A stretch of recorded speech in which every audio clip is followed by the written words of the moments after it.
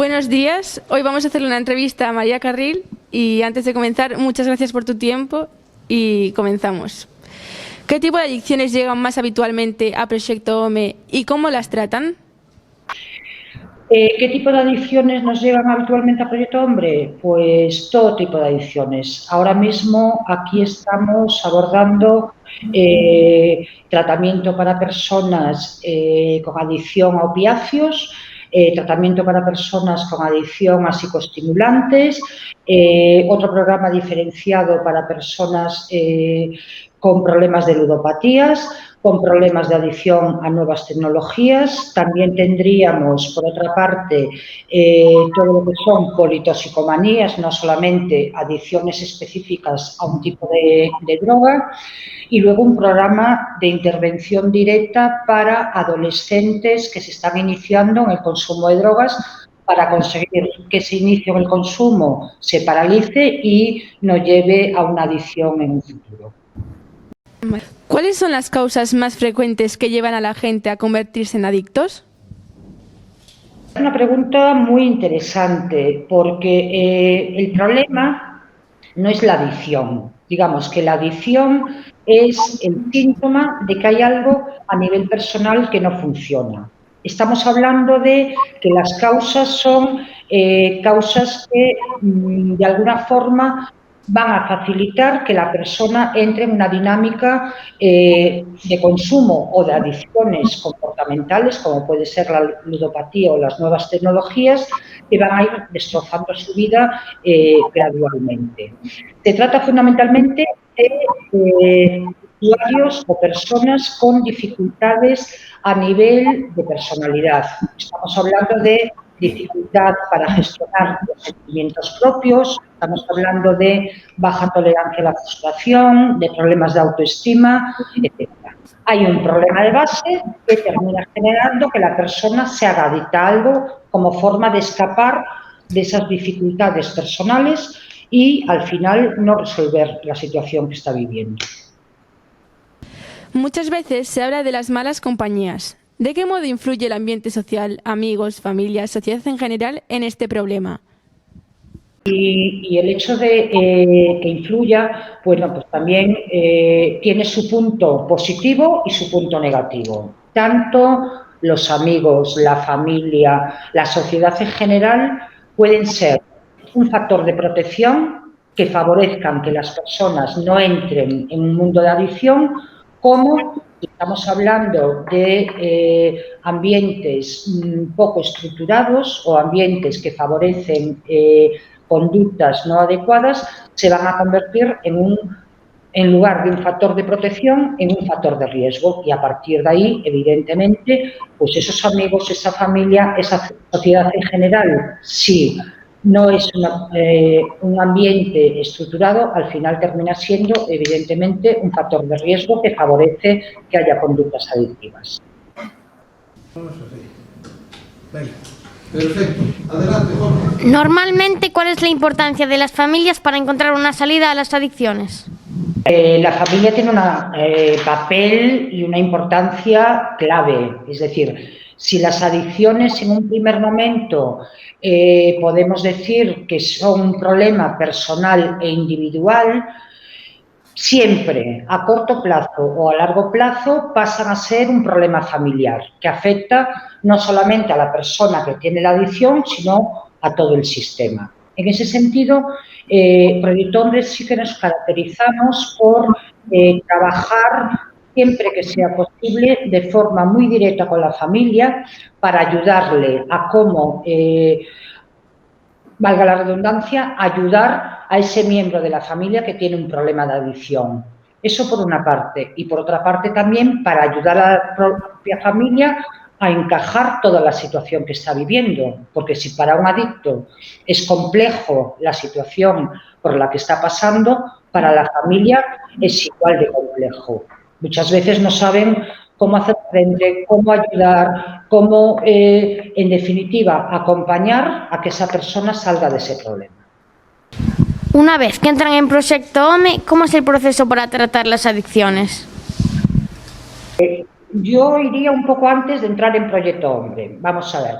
En el momento que nosotros recibimos una llamada solicitándonos información, convocamos a la persona que tiene el problema de adicción y ya en ese primer momento, y de alguna forma va unido a la pregunta anterior, convocamos siempre que sea posible también a algún miembro de la familia para conocer la realidad que están viviendo las dos partes, tanto la persona que tiene el problema de adicción como su familia.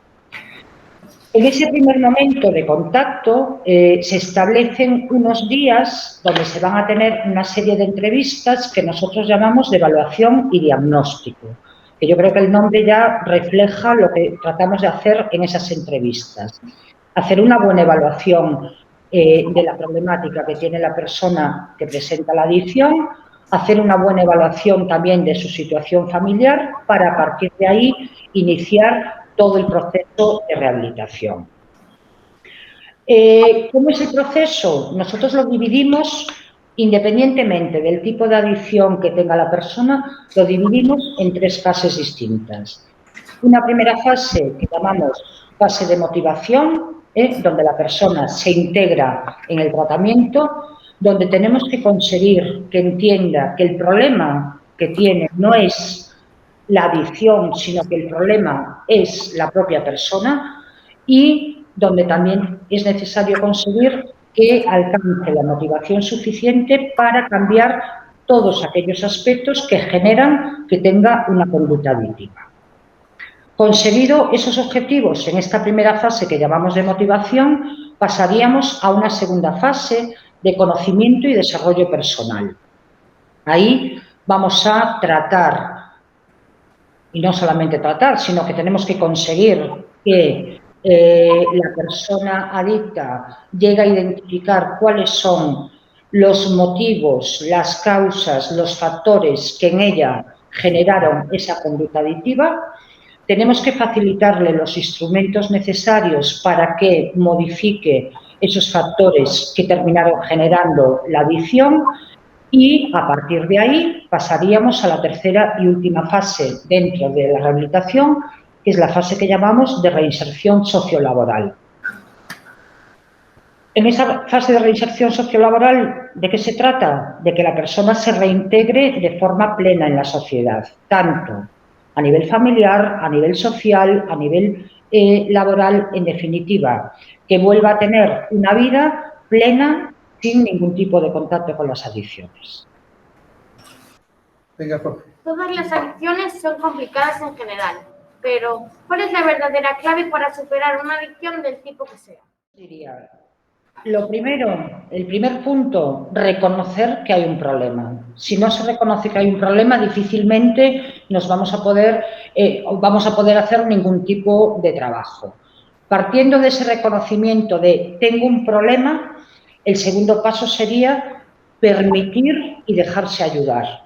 De una adicción nunca se va a salir uno solo, siempre se necesita ayuda y ayuda de un profesional, no solamente de los amigos, de la familia. Y a partir de ahí, por supuesto, seguir las indicaciones de los profesionales que trabajamos con esa persona. Quiero hacer una repregunta. ¿Tú crees que sin el apoyo de la familia es más difícil superar una adicción? ¿Es más difícil o menos difícil? Lo ideal es poder contar con la familia y la familia va a ser un punto de apoyo no solamente para la persona adicta, sino también en el trabajo que hacemos los profesionales con esa persona. ¿Qué pasa? Que también es cierto que nos encontramos con realidades donde no hay familiares, ¿vale? Vamos a crear un entorno que ayude a esa persona. Es un trabajo de buscar recursos, de buscar realidades que puedan ayudar a esa persona, pues a través de asociaciones, a través de crear nuevas amistades que no tengan nada que ver con el mundo de las adicciones, de vincularlo en un futuro a un trabajo y que ahí vaya creando también un círculo de relaciones. En definitiva, ayudar a que la persona no se sienta sola. Evidentemente, la familia es el entorno ideal, en la mayoría de los casos. En algún caso también es cierto pues, que no es conveniente que la familia participe porque sería una familia pues, que influiría de forma negativa en el proceso de la persona. Y, sobre todo, es apuntalar que la persona adicta tenga los apoyos que necesitamos cualquier persona para hacer una vida. Muchas veces los adictos recaen. ¿Qué recomiendas hacer a la gente que es adicta y no se ve capaz de superarlo? Todo el mundo es capaz de superar las adicciones. En contra de lo que yo sé que se dice en muchos momentos. Quizás la idea que tú puedes tener o tus compañeros y compañeras podéis tener es que del mundo de las adicciones es muy complejo salir y no siempre se puede salir. Yo me atrevo a decir, siempre se puede salir, siempre y cuando se quiera salir.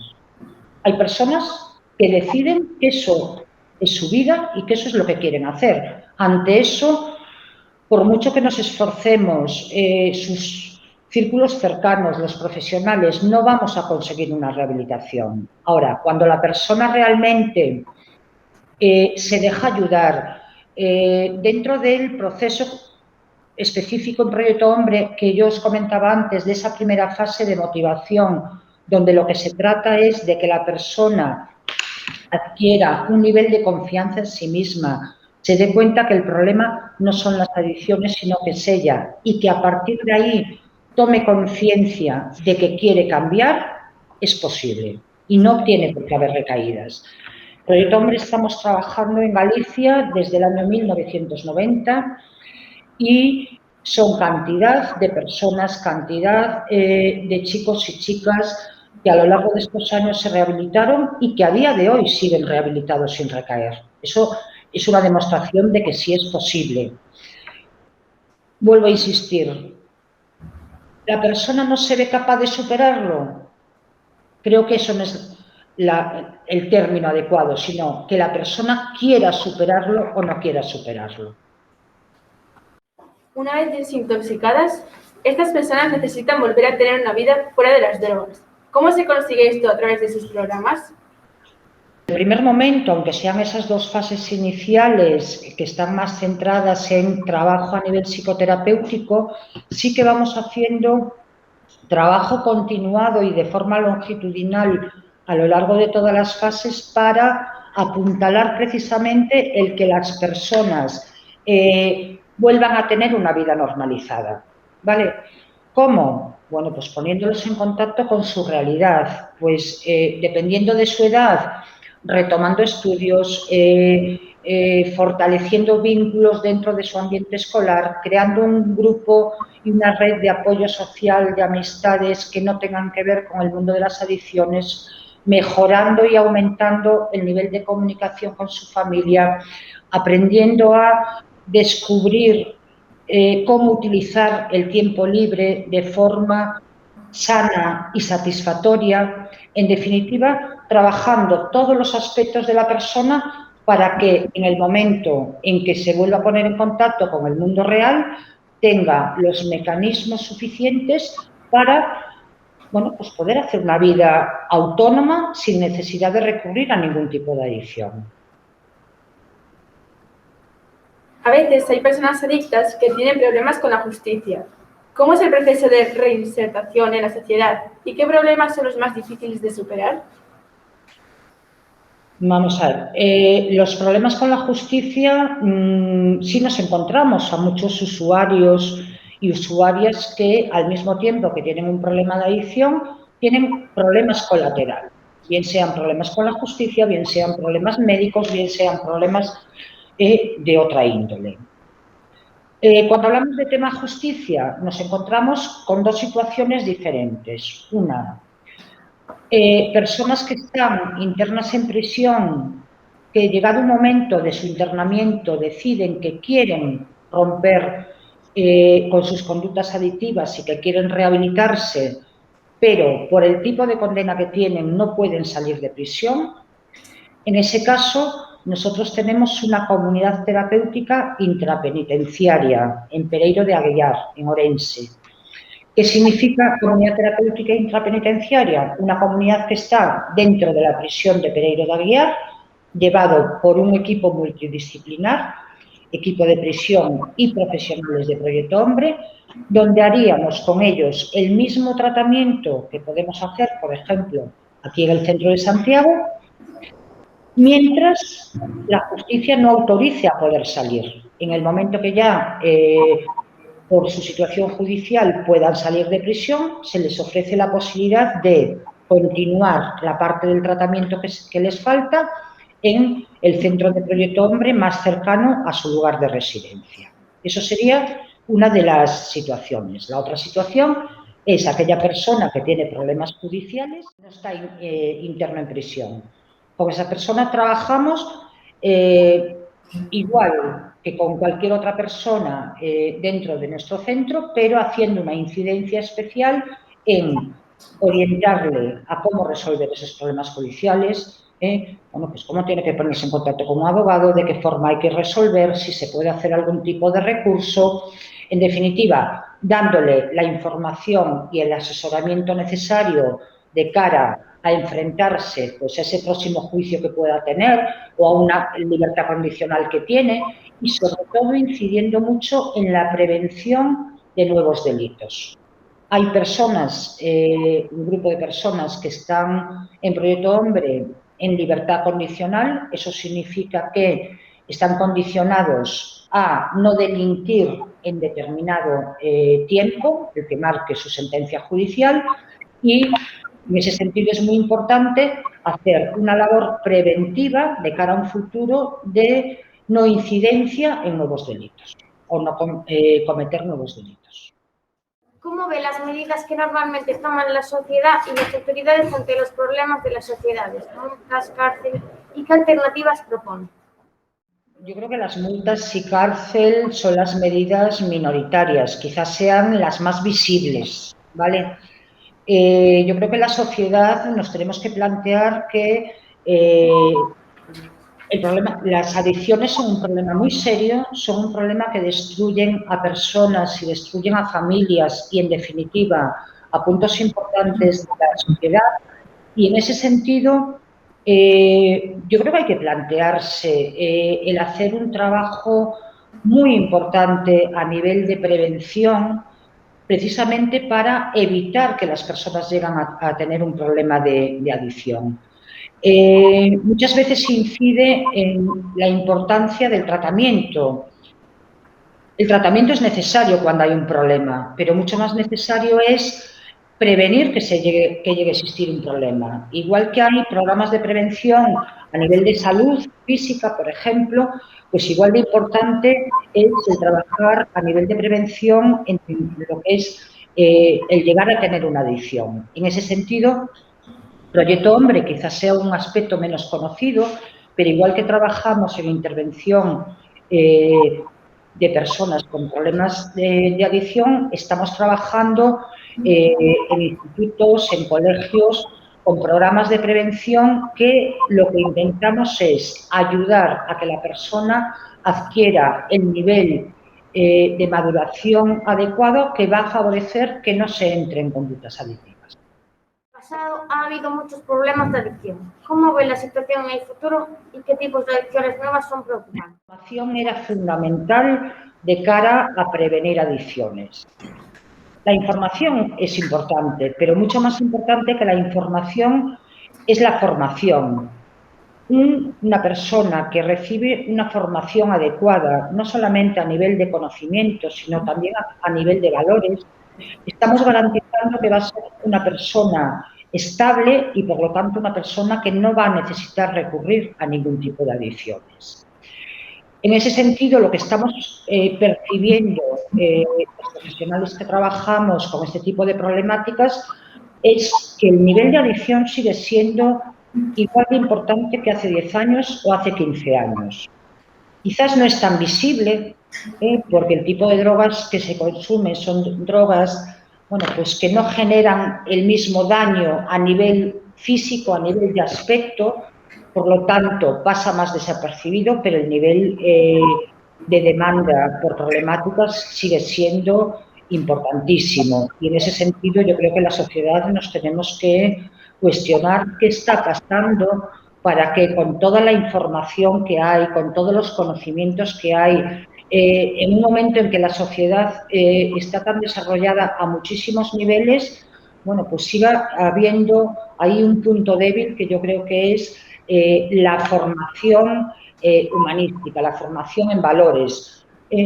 Es importantísimo la formación en conocimientos y en ese sentido, bueno, pues estáis en una etapa importante en vuestras vidas en la que estáis recibiendo un montón de conocimientos y también me consta que en vuestro instituto también se está recibiendo este otro tipo de formación, la formación humanística, la formación en valores, que eso va a ser de alguna forma lo que ayude a prevenir las adicciones. ¿Cuáles son las más preocupantes? Todas las adicciones son preocupantes. ¿Por qué? Porque toda adicción, sea adicción física, y estamos hablando de drogas, estamos hablando de alcohol, estamos hablando de toda aquella sustancia que se ingiere en el organismo y que produce daños a nivel del sistema nervioso central, pero también igual de preocupantes, de serias y de dañinas están siendo las adicciones comportamentales. Las adicciones a juego, las adicciones a nuevas tecnologías que hacen que la persona termine totalmente desestructurada, totalmente desconectada incluso de la vida real. En ese sentido, responderte a cuáles son las más preocupantes, todas. Estos últimos meses, ¿cuál está siendo la adicción más frecuente en el proyecto OME y cuál era hace unos años? Si hablamos de los años 90, en aquel momento la adicción predominante y casi única era la adicción a opiáceos y personas politoxicómanas, personas que consumían, bueno, todo tipo de drogas, donde fundamentalmente estaba alcohol, cannabis y heroína. A lo largo de los años este perfil varió y en estos momentos decir cuál es la más predominante es que no lo podemos decir porque hay un equilibrio bastante semejante en todo tipo de demandas. Ahora mismo estamos teniendo mucha demanda de personas con problemas de adicción al alcohol, mucha demanda de personas con adicción a drogas psicoestimulantes y ahí incluiríamos fundamentalmente cannabis, cocaína y MDMA. Mucha demanda también de personas que siguen consumiendo heroína. En principio es una droga que la idea que hay es que está desapareciendo, pero nosotros lo que percibimos es que se sigue manteniendo en un nivel, bueno, pues en cierta forma importante. Y ahora mismo también estamos trabajando y estamos teniendo demanda de personas con problemas de ludopatías. Sí es cierto que cuando hablamos de problemas de ludopatías hablamos de personas que la demanda se hace de forma tardía, cuando ya el descalabro económico, incluso la pérdida de trabajo y el descalabro a nivel sociofamiliar es muy serio. Para finalizar, ¿qué aconsejaría hacer para ayudar a alguien que está comenzando con una adicción y no ha pedido ayuda? Sobre todo si es alguien de nuestra edad. A ver, primero, si es alguien de vuestra edad, pues posiblemente conocéis algún compañero o compañera o alguien de vuestra pandilla que puede estar consumiendo o simplemente iniciándose en el consumo. Lo primero, no ser cómplices de esa situación. Es decir, callar no ayuda a resolver el problema. Buscar ayuda para ayudar a esa persona. Normalmente la primera demanda no va a surgir de la persona adicta, va a surgir de su círculo cercano. Pues de un amigo que sabe que está consumiendo y que le quiere ayudar y no sabe cómo hacerlo. Bueno, pues que hable con sus padres, con los propios padres del amigo, que hable con el tutor, que de alguna forma empiece a buscar cómo podemos hacer para llegar a esa persona y decirle, oye, tienes un problema y hay que resolverlo. Muchas veces la tendencia es, somos amigos y lo tenemos que callar, no podemos traicionar. Yo creo que hay una idea fundamental y es que en el mundo de las adicciones no se puede ser cómplice. Si yo sé que alguien está consumiendo y no lo digo, al final soy cómplice de que esa persona se siga destruyendo.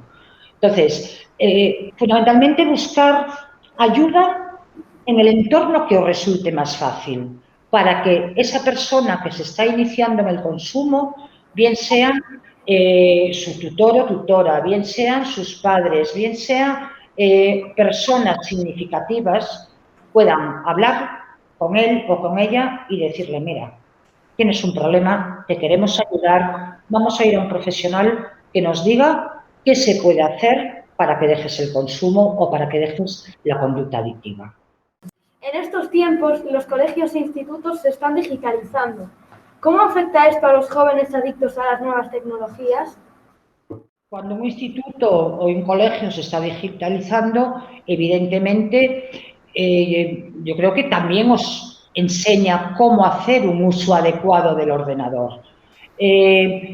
Las herramientas que tenemos en estos momentos son herramientas que nos dan muchísimo poder para mejorar a nivel educativo. Lo acabamos de vivir en la pandemia, cuando me imagino que estuvisteis con clases online. Son recursos que siempre nos van a dar poder para mejorar, para trabajar, para estar más en contacto, para facilitar pues el transmitir conocimientos, documentos. No pasa nada. El problema es cuando el uso de esos medios se hace no para trabajo, sino se hace como forma de evasión. Cuando la utilización de esos medios no se hace para aprender, no se hace para mejorar conocimientos, no se hace para tener una relación adecuada con las personas, sino cuando la utilización de esos medios se realiza como forma de aislarse, como forma de entrar en contacto con un montón de historias peligrosas que también están en Internet. Entonces, no es tanto el ordenador, no es tanto las nuevas tecnologías, sino el uso inadecuado que la persona hace de eso. Y para eso, evidentemente, está el trabajo que todos los profesionales a nivel educativo y, por supuesto, toda la familia tiene que hacer de formación de esa persona. Comunicación es otro punto clave.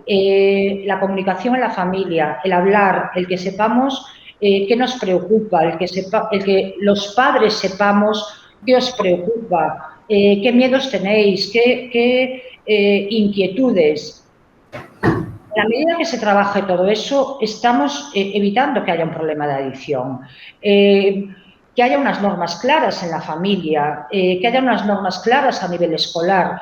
No se puede permitir pues, que un alumno o que un hijo esté 7 horas cerrado en la habitación con su ordenador. Evidentemente, eso es peligroso. Entonces, se trata de tener normas claras, tanto por parte del ámbito escolar como, por supuesto, igual de importante o más por parte de la familia, para evitar que un uso de nuevas tecnologías que es tremendamente enriquecedor se convierta en algo negativo. Respecto al confinamiento, ¿cómo afectó a las personas que tenían una adicción o se estaban recuperando de una?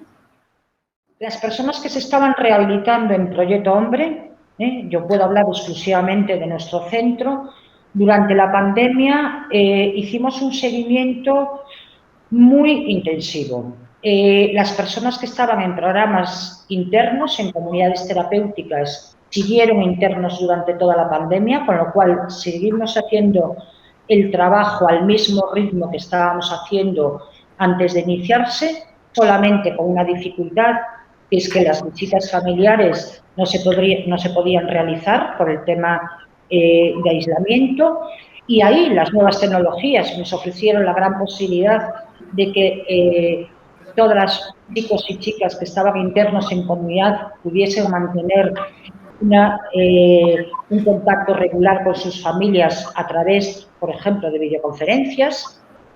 Y por otra parte están las personas que estaban a tratamiento ambulatorial, es decir, las personas que viven en sus casas y que vienen regularmente a grupos de terapia. En ese caso, bueno, pues se hizo algo similar a lo que se hizo en el ambiente escolar, que fue un seguimiento a nivel telemático con 2 entrevistas mínimas semanales donde se hacía un seguimiento de toda su problemática, los que estaban trabajando, de las dificultades que se encontraban a nivel trabajo, a nivel familia, los que no trabajaban y tenían que estar en sus casas sin salir, bueno, pues qué suponía eso, y la verdad, bueno, pues la valoración que se hizo de todo el tratamiento, tanto en las personas que estaban en régimen de internamiento como en las personas que estaban en régimen ambulatorial, fue muy bueno. Los resultados fueron muy buenos y no hubo mayor incidencia de recaídas que pueda haber en un tratamiento al uso como estamos haciendo en estos momentos. ¿Recuerda usted sus principios en Proyecto OME y si notas mucho cambio desde esos tiempos hasta ahora? Yo empecé a trabajar en Proyecto Hombre en el año 1991. Algo que en aquel momento